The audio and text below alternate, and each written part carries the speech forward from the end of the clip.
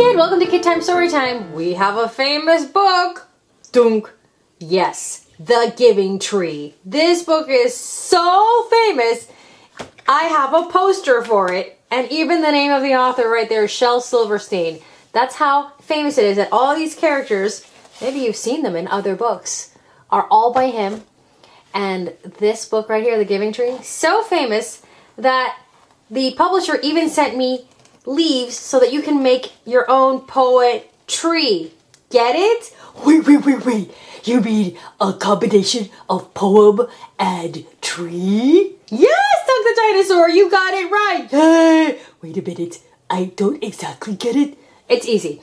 You apparently, I'm told here, you write your own poem to add to the poetry.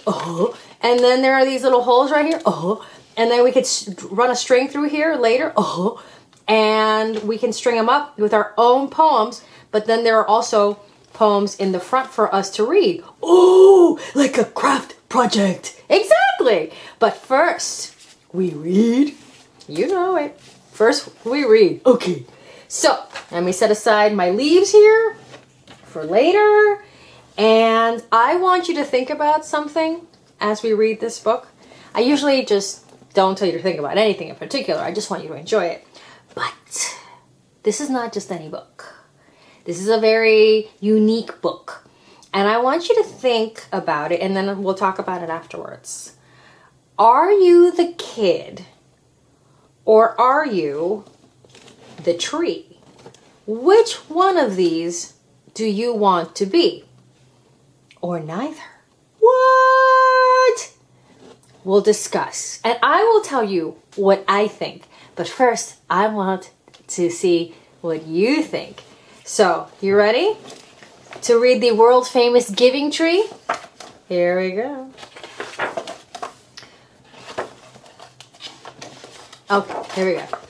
It always starts in the once part, you know, like once upon a time. Once there was a tree. Look at that beautiful tree. Nice, sturdy trunk, very leafy.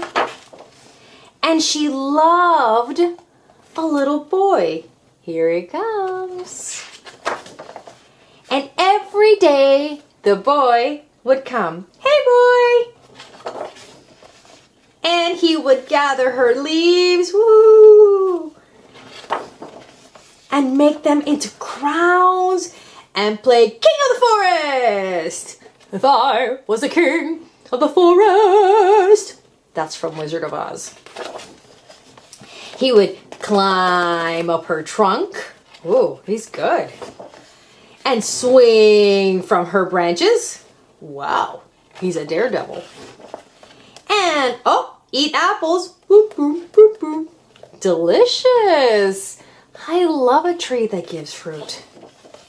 And they would play hide and go seek. I see you. I see you. I see you. No, you can't. No, you can't. Yes, I can. And when he was tired, he would sleep in her shade.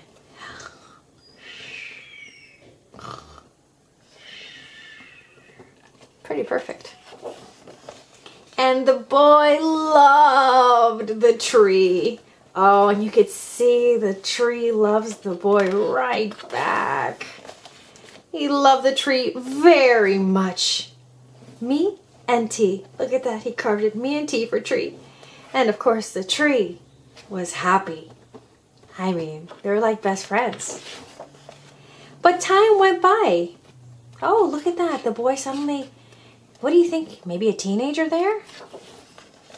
And the boy grew older. Oh, did he bring a friend with him to the tree? Hanging out? Oh, now it's me and T and me and YL. Maybe that's YL. Maybe that's his new love. And the tree was often alone. Then one day, the boy came to the tree. Oh, he doesn't look like a boy anymore, though. He looks like a grown person now. And the tree said, "Come, boy, come and climb up my trunk and swing from my branches and eat apples and play in my shade and be happy." All the old fun things that they would do together.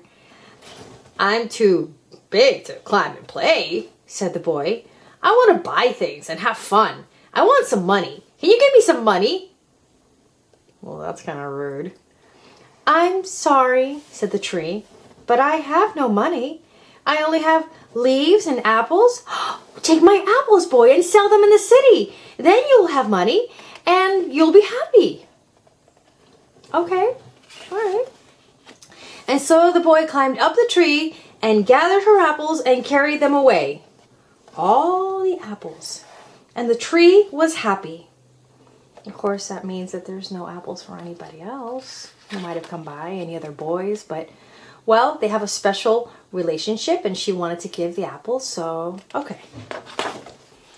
But the boy stayed away for a long time and the tree was sad. And then one day the boy came back and the tree shook with joy. Shh. And she said, come boy, climb up my trunk and swing from my branches and be happy. I'm too busy to climb trees, said the boy, who kind of looks almost like a grandpa now. I want a house to keep me warm, he said. I want a wife and I want children. So I need a house. Can you give me a house? I have no house, said the tree. The forest is my house. But you may cut off my branches and build a house. Then you will be happy. And so the boy cut off her branches and carried them away to build his house. He took all the branches? All the shade? He just took it all?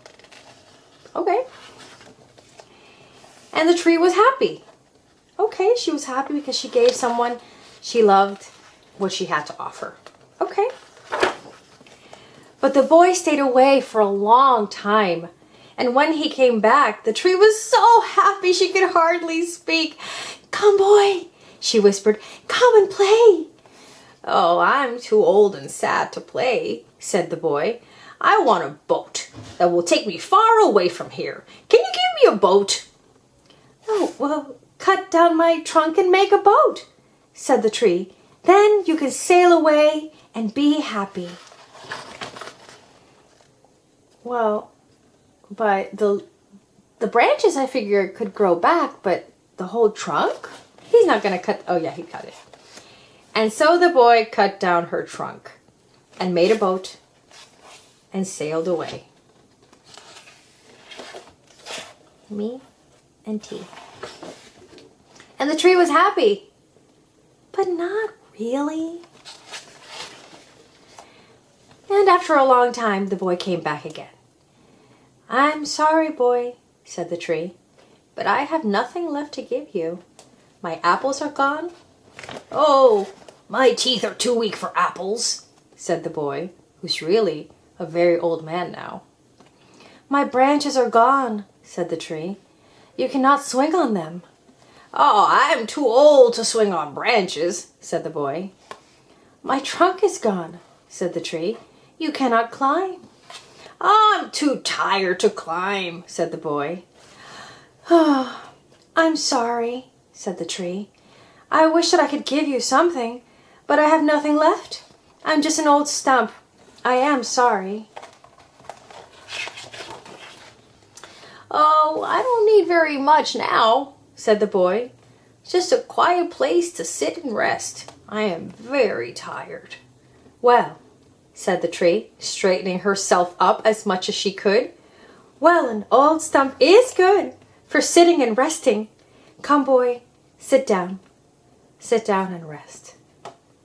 And the boy did. And the tree was happy.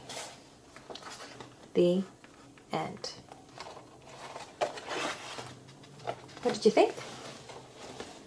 What did you think of the book? I'm dying to know what you thought. See, the reason I asked you, do you think that you are the boy or the tree? Which one do you want to be? Is because it's an important question, I think. It's a beautiful book and it's a classic book. And it's a beautiful book about giving. But do you think that maybe the boy took too much? Maybe? And the tree gave too much? Can you give too much? I know, it's a crazy thing to think about because we always talk about giving and kindness. Yeah, we're supposed to give. Yeah, and the tree totally gave, Green Bear. Yeah, But maybe, I was kind of sad when the tree didn't have anything left. exactly.